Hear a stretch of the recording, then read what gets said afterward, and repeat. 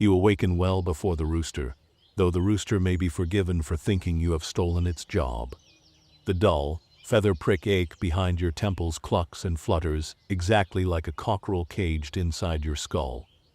For a count of 10 heartbeats, you lie motionless on the low pallet, barely a hand's breadth off the packed earth floor, trying to decide whether the ache in your knuckles or the briar scratch sting along your sun-cracked lower lip will speak louder today. Your bed is nothing more than a bolstered bundle of oat straw hemmed in a rush mat smeared with rancid sheep grease. The grease repels lice better than nothing, though not nearly well enough to justify its persistent mutton tang. In the lantern less dark, you scroll through an inventory of hurts. A puckered knot in the meat of your right shoulder where last week's yoke bit deep. A long, almost musical creak in the lower spine, taught by 14 winters bending over barley rows. The residue of lung fire brought on each time cold rain settles in the thatch overhead. Even your eyelids feel taut, as if smoke from last night's peat still presses against them. Somewhere across the small room, hidden beneath a heap of woolen garments that double as bedding, Aelfwyn and the 2 youngest children sleep in a softly huddled tangle. Their collective breathing mists the frigid air, and you watch that faint ghostly vapor drift ceilingward, mingle with the sharper breath of the black cat crouched on the rafters, and vanish into the straw-lined darkness above. The rafters themselves sag under a dense herbarium. Yarrow for fevers, horehound for chest rot, tansy to ward intestinal worms, nettle bundles pungent enough to command respect from rodents. Each bunch is tied by twine made from last autumn's flax, and marked with a twist of red thread so, in the midnight gloom, a fumbling hand may distinguish yarrow from wild hemlock. Mistakes in plant lore kill faster than mis-swung axes. You raise yourself by degrees, first elbows, then knees tucked, finally the slow roll to upright that must be timed so straw squeaks coincide with the snore of your eldest. Any louder and the children wake, and a waking child before dawn is twice the work. Feet touch ground, and as always, the shocking cold of the earth sends a dart of pain through the balls of each foot, still raw from yesterday's slog across ridged furrows. Instinctively you curl toes against splinters from the cracked rush mat, and you curse softly when one splinter drives home. The hearth, banked in gray ash, shows a throb of ember like a sullen eye. You reach for the flint and steel, bring thumb and forefinger to scrape until a spurt of gold sparks flares against a twist of linen char cloth. The tiny ember sighs itself alight. Careful breath turns ember to worm-like coil, and, with dried straw and a fingertip of birch bark, to living flame. It is a 5-minute process you have executed thousands of mornings, but the ritual remains delicate. Fail the first try and your fingers sting with cold an extra quarter hour. When the flame rises higher than your thumb's breadth, you touch it to the rush dip torch half reed, half tallow, its smoke curling sweet and bitter like over-roasted nuts. Light unwinds the darkness. Walls of wattle and daub reveal their bulged lattice, each chink stuffed with straw and river clay mixed last scent within's day. In one seam a movement, a flea hopping from plaster to your sleeve. You pinch it dead with the quick, resigned precision of a man who accepts some battles can be won in under a second, even if the war lasts a lifetime. A single whispered, "Pater noster, qui is in caelis," leaks from cracked lips. You do not finish aloud. A peasant's Latin is more patchwork than scripture.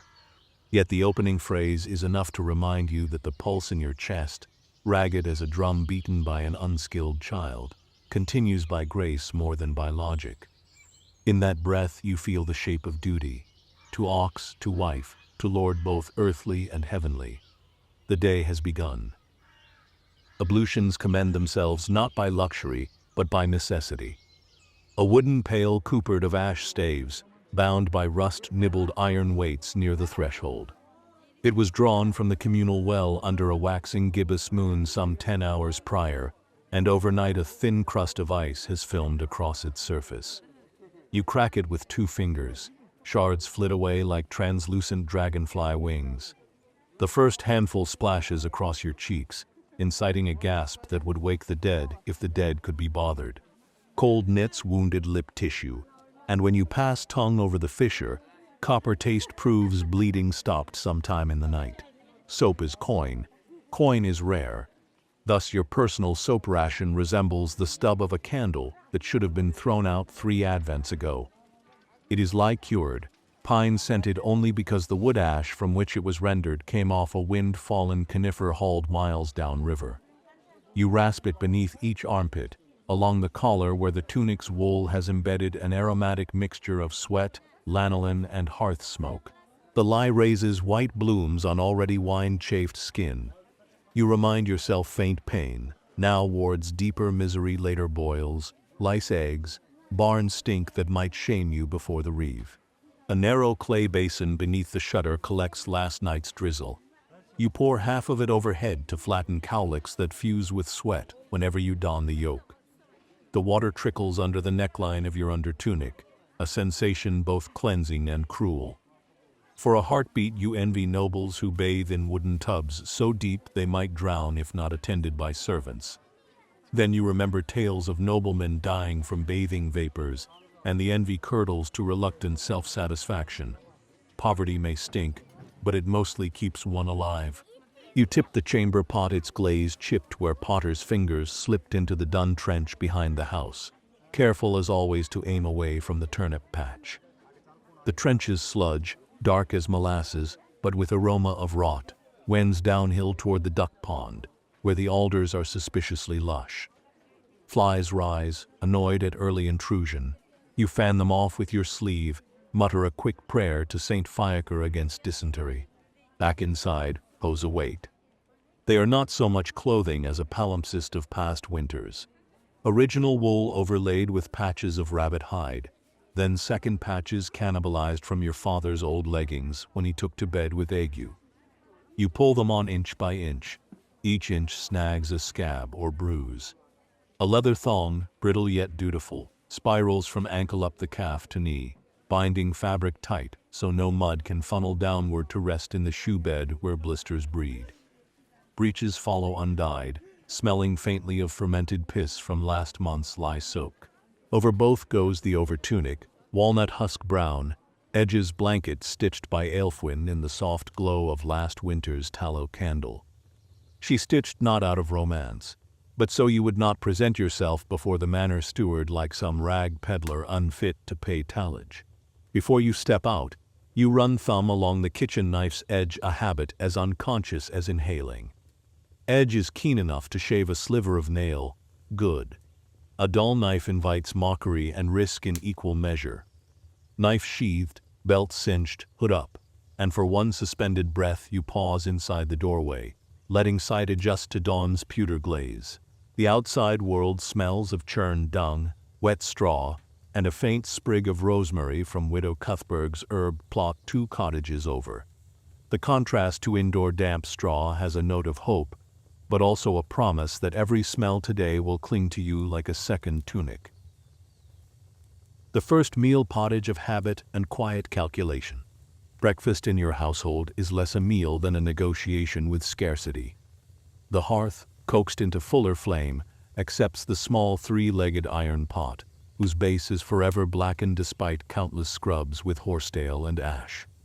Aelfwyn ladles yesterday's barley pea pottage into the pot 2 wooden spoons of sludge thick enough to stand the ladle upright. To this she adds a half-gourd of water, stretches it with a last scrag of carrot that spent the winter in the root cellar, and now looks as withered as a sheep's shinbone. Salt is scarce, yet she pinches in 3 crystals the size of barley grains. A mother's generosity works by stealth, measured in pinches no steward would notice missing from the storage crock. You chew a heel of rye bread while the mixture warms. The loaf, baked 4 days ago, carries the characteristic flinty grit from millstone chippings. You roll each bite from tooth to tooth, feeling for pebbles. Any unspotted grit can splinter an incisor. You have witnessed grown men die of fevers that seeped in through a cracked tooth. As you chew, you count in your head. 8 loaves remain in the pantry chest, enough to stretch another 6 days if rationed to 2 slices per adult, 1 per child, none for the pig unless scraps mold past safety. Meanwhile, barley reserves, post-tax, Hover at a margin that can handle perhaps 2 weeks of poor weather. These figures rattle like abacus beads behind your eyes. Mathematics is not solely the realm of monks. The aroma of pottage climbs into nasal cavities tender from all-night smoke inhalation. The smell is equal parts comfort and monotony. You remember, not without wistfulness, the one saint's day last autumn when you tasted venison stew thickened with blood and scented with cloves from some far-off Saracen land. The memory glows like an ember, but one must bank embers lest they burn down the thatch of contentment. In quiet compromise, you add a nibble of garden-time luxury measured in leaves, not sprigs. The herb lifts the broth from dull protein slurry to something resembling hope. Your children wake by scent. First the eldest eyes gritty yet bright, hair pointing every direction, then the middle boy, then the toddler, each in descending order of understanding their own hunger. Bowls are simple lathe-turned beach. Each carries the scars of prior meals, grooves that trap fat enough to flavor the next serving. You ladle pottage with ceremonial equality, though a keen observer would note you glide a slightly larger spoonful into the wooden bowl for the eldest, apprentice-aged, and thus soon another laborer in the field. Your own bowl receives last pour, the dregs thicker with barley skins. You do not mind. Fiber slows hunger's return. Eating is a mostly silent endeavor. Utterances waste warmth, and the youngest is prone to knock over bowls when distracted by chatter. However, you do exchange a single line of humor. Observing the way steam curls from the toddler's bowl, you quip that even the pottage tries to flee before being eaten. Aelfwyn's exhaled chuckle condenses in the cold like silver wisps. Her smile, quick and half ashamed, is breakfast's sweetest flavor. While spoons work, you study the hearth for signs of dampness in the new fuel. Wet wood means thicker smoke and sore lungs come nightfall. Fire management is as strategic as siegecraft. Place larger oak at the back to smolder, pine toward front for quick heat, birch bark folded like fans to kindle midday spark. And always a vigilant eye for sparks leaping to the straw-littered floor. A house fire would unhouse not merely you, but the memories sewn into every linen scrap. At meal's end, bowls are wiped with the last morsels of bread. Dishwater is for after chores. For now the faintest gloss of grease on bowls doubles as seasoning, and as proof calories were not entirely surrendered. You slide the last crust to the piglet waiting outside. Though meat it will one day become, today it transforms scraps into manure, a transaction more immediate, and therefore more blessed. Out to the fields, a choreography of mud, muscle, and collective debt. The lane from cottage to field is not so much a path as a braided series of puddles. Overnight drizzle loosen topsoil. Each footfall releases the mineral scent of iron-rich clay. You shoulder the ashwood yoke, whose ends splay into rope loops. One loop cradles the clay jug containing small beer, the other grips a bundle of implements. Billhook honed to crescent thinness, hand hoe whose ash handle is as polished as antler from years of sweat, a wooden hay fork retined with green oak last Candlemas, when the old tines snapped under winter ice. Knife at belt, leather grain rough against hip. Feels like an old dog's reassuring nudge. The path runs beside a line of crooked willow pollards. Their upper branches crop stunted from centuries of lopping for basket making. In spring light, the pollards cast twisted shadows like fingers beckoning a soul toward purgatory. Yet you greet each trunk by name: Crooked Aldwyn, Hollow Maw, and Wren's Chair, childhood habits clinging to adulthood, part superstition, part companionship on mornings when human conversation is scarce. Above, a skein of starlings wheels. Their collective whisper is like a silk sheet shaken in a quiet hall, and for a breath you marvel at how thousands of birds manage flight without steward or tally stick. Your ridge and furrow strip lies southeast, oriented to catch maximum sunlight come midsummer. The field, allocated by the open field system, appears a ribbed corduroy of earth, raised ridges alternating with shallow troughs designed to shed excess water. Shared oxen are yoked 2 plots over. You fetch the elder ox, Brindle, whose coat bears winter's dull matte brown and white splotches like islands. Perhaps he once carried flesh enough to justify his grand bovine title. This wan spring morning, ribs protrude beneath hide like thwart ribs on an under-tarred ship. You fasten the worn leather head collar, whisper a blessing to Saint Blaise for animal fortitude, and lead him to the plow that waits like an obedient blade stabbed into earth. Plowing is dialogue. The ox speaks in shifts of weight. You answer by adjusting handles. The weight of the moldboard transmits through ash tiller into forearms already prickling with lactic memory. Each furrow turned releases November's rotten stubble sweet, almost alcoholic. Worms surface in writhing knots, and gulls, the inland kind, migratory opportunists, swoop down to feast, their cries echoing off low clouds. In moments when gulls cry near your ear, you sense half of nature is scavenger, and the other half merely hasn't been caught yet. The mud, thick as uncured mortar, takes boot heels until each step gains a pound. You stop occasionally to scrape soles with a stick. Otherwise, weight imbalance could wrench a knee. As you lean to scrape, you cough a deep, bark-edged rattle learned during last winter's damp days when the wind forced hearth smoke back down the chimney. Lung rot, folks call it. Your breath still rattles on icy dawns, though horehound syrup keeps it short of dangerous. Around mid-furrow, you pause, one hand smoothing Brindle's flank. His hide pulses where horseflies search even in cool air. You notice sore abrading under the collar and make mental note to line collar with moss before tomorrow. Lose the ox, lose the harvest, lose the harvest, lose the children. Math is simple, stakes infinite. Then a horn. 3 low notes roll across hedgerows toward chalk hills, unmistakable. The manor's summons for deliveries bound to castle kitchens. You angle head, verifying direction, the way a sailor trims to wind. Pulse quickens. You are behind schedule already, seed sowing still short by 2 furlongs. The horn forces triage. Castle dues outrank personal planting. You unhaft plow, pat Brindle's cheek, promise grain mash this evening as apology, and trot mud splashed back toward home. Each stride through sucking clay is a miniature extraction, as if the land itself resents your temporary desertion. Mid-morning, the manor's horn, and the panic of provisioning. The cottage is alive with alarm when you arrive. Aelfwyn has positioned the cheese wheel on the oak table, chiseling blue mold from surface with the paring knife kept for feast days.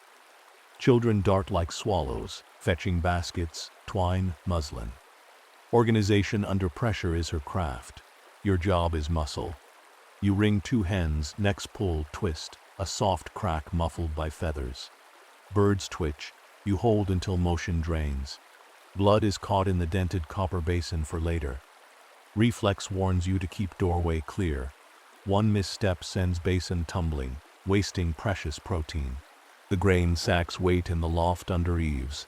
4 stone of barley that must appear exquisitely clean to a steward's bored eye. You lower sacks by rope pulley, shoulders screaming under sudden load. Rats have indeed sampled the goods. Their droppings pepper the sack like black hailstones. Panic. No. Solution. You fetch a wide basket, sieve grain through a lattice of split willow, flick out droppings, weevil husks. The process is rhythm, all in the wrists, while thigh muscles brace to keep balance atop ladder runs slick with chicken dust. Aelfwyn meanwhile sorts apples, wrinkled winter survivors dipped in weak brine to discourage worms. 2 bite marks by rodents reveal brown rot streaking inward. She slices away corruption, rubs apple flesh with vinegar to halt further browning, arranges least blemished fruit on top layer. Appearance outweighs interior. Castle cooks will quarter them anyway. You tie cheese in cloth, salt layer between cloth and rind to stall further blue bloom. Next, hens are gutted in the muddy yard.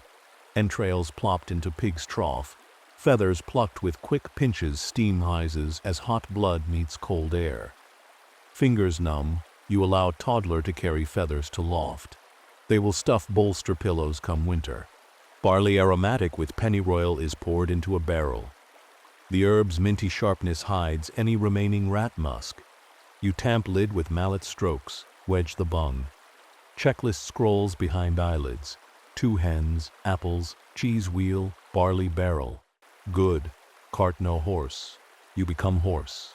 Aelfwyn presses a rectangle of linen sprinkled with juniper, instructs. Tie over nose. Steward's hall reeks of boiling marrow. Her thumb lingers on your cheekbone, brief domestic blessing more potent than priest's absolution. You fasten yoke shafts to cart's pole, crouch, then rise so shafts lift clear of puddles. Wood bites across collarbone.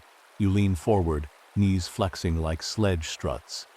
Behind, wheels cheer up over flint. As you leave, neighbor Wolfric calls from doorway, offers to watch children. Reciprocation is village glue. You nod thanks without halting. Momentum is coin, and cart's mass once curb stalled is thrice the effort to restart. Mud sprays, drizzle thickens. The manor horn falls silent, but its echo resides inside ribs, beating cadence faster than heart can match.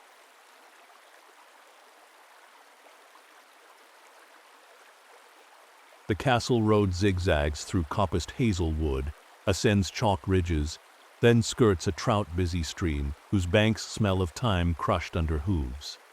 Cart wheels grind flint, spitting sparks on stone, though drizzle snuffs any chance of flame. You breathe through juniper-scented linen, combined odors of wet ox hide yoke, barley aromatics, and leaf mold create a bittersweet tonic sharper than ale. Your mind, freed from immediate calculations, crafts inventories of the senses. Sight. Tawny mushrooms erupting along alder roots, hunters' snares hung like silver hairpins, faint blue smoke from a distant charcoal clamp where collier's silhouette nods. Sound. Woodpecker rapping hollow trunk, the skirl of lapwings, cartwheel thrum synchronized with throbbing behind eyes. Touch. Cart shafts ash grain shuddering with each rut, drizzles needle pricks along nape, boot leather softening into near gelatin around soaked insteps. Smell. Pig manure from passing drove, resin burst when wheel crushes pine twig, sudden metallic tang signaling your nosebleed triggered by cold.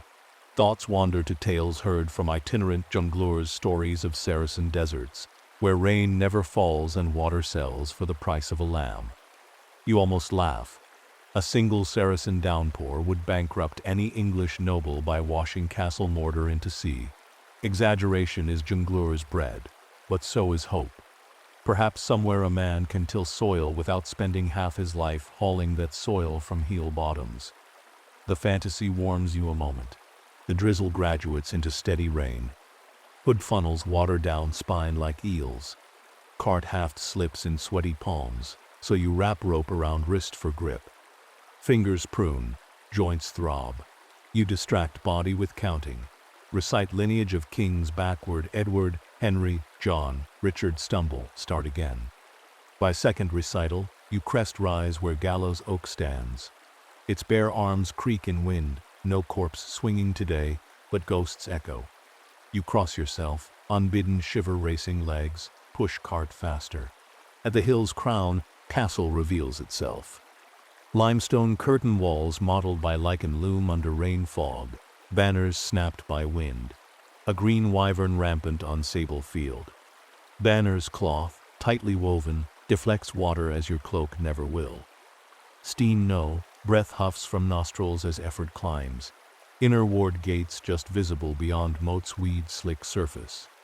Ducks paddle. Their indifference to hierarchy is galling yet comic.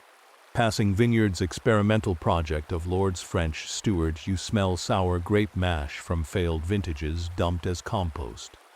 Even noble agronomy gambles. A line of serfs uprooting vines nod at your passage.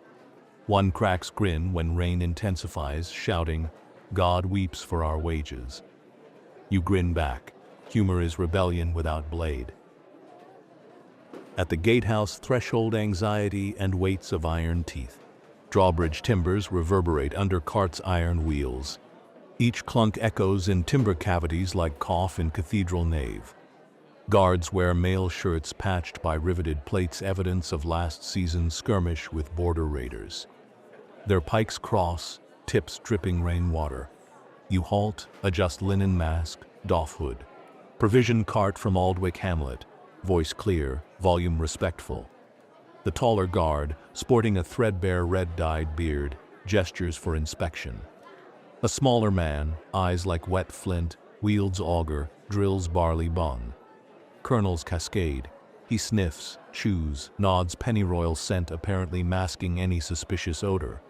He pries lid on apple basket, prods fruit, finds minor blemish, grunts but says nothing. They wave you through. Portcullis' teeth hang overhead, black iron, each spike thicker than your forearm. Mechanism clanks as wind nudges chain. You imagine the lattice dropping, slicing your cart like bread, and instinct quickens pace, though logic says mechanism is pinned. Inside, the bailey vibrates with industry. Farriers ring hooves on anvils. Puddles mirror torch smoke curling down from wall walks. A scullery dead drain spills gray dishwater that steam rises off where it touches chill flagstones. Pages in dyed gambesons scurry with message pouches. You, lowly as mole, thread their dance gripping cart shaft like pilgrim staff. The buttery doorway sports carved beam faces, grimacing green men, guarding the threshold more sternly than living pikes. Steward's clerk sits behind trestle, quill balanced. He dons half-moon spectacles, a novelty glass imported through Italian merchants, and peers at you with insectile enlargement. You unload goods in prescribed order. Clerk tallies counts aloud. 2 foul-dressed, 1 cheese wheel half stone, barley 4 stone by measure, apples 2 dozen. His voice scratches parchment. A miscount now could become whip stripes later. Hand steady, you present each item like votive offerings before altar. He inspects cheese, sniffing rind slit. Mold excised passes muster. Apples he quarters, 2 show browning. He deducts a farthing from credit. You swallow retort. Farthing lost is preferable to steward's displeasure. When tally finished, he marks debt column on long parchment rope of ink and symbols beyond your reading. He breaks a hazel tally stick, 1/2 into pouch, other into your hand. Notches record partial satisfaction of corvée. Halves must match at Michaelmas, else charge of fraud lands squarely upon your hide. With delivery done, shoulders slump. But exit denied. Steward himself strides in, velvet mantle bruised wine purple, hawk nose sniffing air. Noting your soaked state, he surprises you. Commons may take bread and broth lower hall, stand, no bench. Your bow is reflex, mixture of gratitude and caution. Magnanimity can turn blade sharp if abused. A glimpse inside the great hall's alien splendor enlarged. Lower hall threshold crosses you into another world. Heat rolls out, thick as summer noon, scented with oak smoke and drippings from a whole pig turning on spit. Light cascades from torches ensconced in brackets of wrought iron shaped as griffin talons. Rushes on the floor are fresh laid, interwoven with lavender, sweet woodruff, and crushed marigold petals, aromatic camouflage against chamber pot spills. Your booted foot sinks, releasing fragrance so foreign to farm mud nostrils that for a second you fear vertigo. Servants dart in orchestrated chaos. Spit boys basting pork with goose quill brushes dipped in ale and honey. A dairyman balancing crocks of clotted cream. 2 laundresses, arms reddened raw, lugging steaming sheets smelling of lye, lime, and ladies' bedstraw. They wear linen crisp enough to stand by itself, stark contrast to your rain-sodden over tunic. You fold arms instinctively, minimizing mud display. At a sideboard, a scullion tears ragged crust from a manchet loaf white wheat, so fine it resembles snow compacted into food. He drops half loaf and a wooden bowl of mutton broth into your hands without meeting your eye. Nobility might shun eye contact as arrogance. Scullions avoid it to preserve illusions of hierarchy. Steam fogs your linen mouth cover, and you hook mask under chin, daring to inhale full aroma. Marrow, onion, flecks of garden mint. The first sip is a revelation, fat gliding over tongue, salt shocking palate awake. Teeth meet no grit. You chew softness. It nearly makes you stagger. A silent oath forms. You will remember this mouth, feel each time chipped millstone taints your rye back home. Eyes, though downcast, steal glimpses. Tapestries depict siege of Antioch, crimson threads dyed with kerms, gold thread real enough to reflect torchlight. A boar's head on silver charger steams under cloak of rosemary sprigs. Apples clamped between tusks glow like stained glass. Across hall, a troubadour tunes lute strings of gut, humming verse praising lady whose name rhymes conveniently with virtue. His nails are polished with beeswax, your own are rimmed black with soil. The difference feels as wide as the channel between Christian England and heathen realms preached about by Father Godwin. You stand, sip, swaying like sapling in gust, until bowl empties. In that moment fullness threatens to become guilt. How many bowls could the barley droppings you sifted this morning have cost? How many wooden spoons of mold-scraped cheese did you surrender for this single ladle of heavenly grease? But guilt is a coin castle never asks you to pay, only produce and labor count. So you swallow last broth, and with it, swallow self-reproach. Bowl rinsed in trough, half loaf pocketed for Aelfwin risking reprimand if caught you back out, bowing thrice. No one stops you, you are less obstacle than wisp. Rain slackens as you exit Great Hall, but inside heartstorm brews. Envy, awe, and odd solidarity after all. Even nobles rely on the likes of your barley to thicken their stews. The return reflections in puddles and silent arithmetic of fatigue. The cart, now blessedly lighter, trundles downhill at a slyer pace. Gravity almost misleading enough to lull you into misstep. You brace shaft with hip, controlling descent lest wheels outrun feet and spill you into thistle verge. Rain peters into mist, silvering meadow grass. Each grass blade accumulates beads that wink like new coin. You exhale, breath curls upward, mingling with earth's steam, and for a flicker the world feels cleansed not of sin or rank, but of dust. Roadside you encounter charcoal burners, hair and beards so dust black they appear carved from shale. One raises hand, palm smudged. "Castle's fire's hungry," he calls. You answer that barley too, and laughter stitches distance between your rolls. In feudal tapestry, every thread touches. Descending further, you pause at stream ford to let wheels wash mud. Ripples carry silt downstream where willows trail tips like combs. You dunk face, shudder at chill, emerge baptized anew. The linen juniper cloth you wring, drape over shoulder. Its scent now mingles with mutton broth memory, weaving fragrance half hunger, half home. Near village, Reeve leans against fence post, wax tablet in hand. He ticks your name, notes delivery. His eyes, hawkish, gauge cart emptiness versus your fatigue. "Seed sowing due," he reminds, clacking stylus. You nod, inside skull, wheels spin. If rain breaks tomorrow, furrows will puddle. Yet delay and seed misses prime sprout warmth. Farming is wager where dice are carved from weather god's whim. Back on strip, Brindle awaits. You rehitch, carve 2 more furrows in waning light. Each slice of plowshare flings worm-rich soil, and gulls resume feast. At one point, you pause to watch a lark ascend, drilling song into sunset. The lark knows nothing of corvée or tithes. Its kingdom is the column of air it fills with voice. Small envy, then resignation. You cannot fly, but you turn earth, and that feeds lark 2 symbiosis disguised as hierarchy. When sun kisses treeline, you unyoke. Brindle munches stubby hay you provide, eyes half closed in ruminant gratitude. You rub his sore, smear goose grease salve. Animals tremble under your palm transmits wordless assurance. Partnership endures. Evening communal hearth and grimy solidarity in flickering firelight. Dusk drapes hamlet in smoky mauve. Cottages exhale cooking scents leak broth, garlic rubbed on stale crusts, occasional blessed sizzle of bacon in Reeve's pan. Your door opens onto warmth.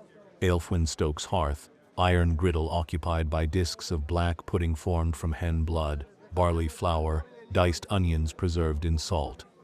She flips each disc with clean twig, Fat crackles, popping embers. Children cluster, eyes wide, noses shining. You deposit half loaf pilfered from castle. Gasps. White wheat is myth turned tangible. You divide loaf with knife's back edge to avoid dulling blade. Allocate slivers no thicker than thumb. Even crumb tastes of butter though none visible. Castle bread soaks kitchen aromas. Toddler laughs, crumbs dotting chin, and in that laugh your earlier guilt evaporates. Neighbors file in unbidden. Wulfric brings small keg of near ale. Edith cradles infant sprouting nettle rash. Hearth bench holds 7 though built for 4. Bodies overlap, warmth communal. Discussion begins with weather, veers to rumor. A new geld tax whispered, knights slain in joust across shire, merchant caravan robbed by outlaws rumored to hide in King's Forest. Every tale met with alternating groans, cheers, or silent teeth grit. News is entertainment, forewarning and moral parable all at once. You pass catnip to the hearth cat, reward for diligent mousing. Cat rolls, exposing belly a moment of undiluted trust rare among creatures dependent, but not servile. Children giggle. Laughter shakes soot from rafters. Food circulates. Pottage revived with nettle tops, black pudding slices, spoonful of collard greens pickled last Martinmas. You insist guests eat first. Courtesy costs nothing, buys goodwill. Pitcher of near ale rounds. Its sour tang refreshes parched throats. Conversation slides into jest about Reeves' cow flatulence. Even Aelfwyn laughs, eyes crinkling. Yet beneath warmth, undertow of anxiety flows. Wulfric's cow hoof rot could foretell Hamlet milk scarcity. Edith's rash may spread if sickness not caught early. Community is chain. When one link rusts, wagon breaks. You volunteer Yarrow poultice, promise to gather at dawn. Offers store in ledger of neighborly debt. Someday you will draw upon balance. Nightfall rituals invisible, unearthly, and holy. Neighbors gone, hearth embers blush crimson. Aelfwyn lights beeswax taper. Its scent of sun-trapped honey dispels odors of sweat and smoke, overlaying room with faint church-like sweetness. Children kneel upon reed mats, fold small fingers. You join, knees popping. Latin prayer emerges as half song, half babble. In pace in idipsum dormium. Meaning, more or less, in peace I shall sleep and rest. You recite names of saints. Cuthbert for bairns, Blaise for animals, Apollonia for teeth, Rock for plague. The list lengthens each season as new threats bloom. After compline, taper dwindles. Wax tears drip to terracotta dish. You draw bone die from pouch, engravings worn soft by countless tosses. Eldest rolls, counts pips in Latin numerals you taught by marking furrows. Unius duo tres. Arithmetic not merely idle. Someday he must measure tithe portion without being cheated. Number literacy is shield cunning as any sword. Stepping outside, you study constellations.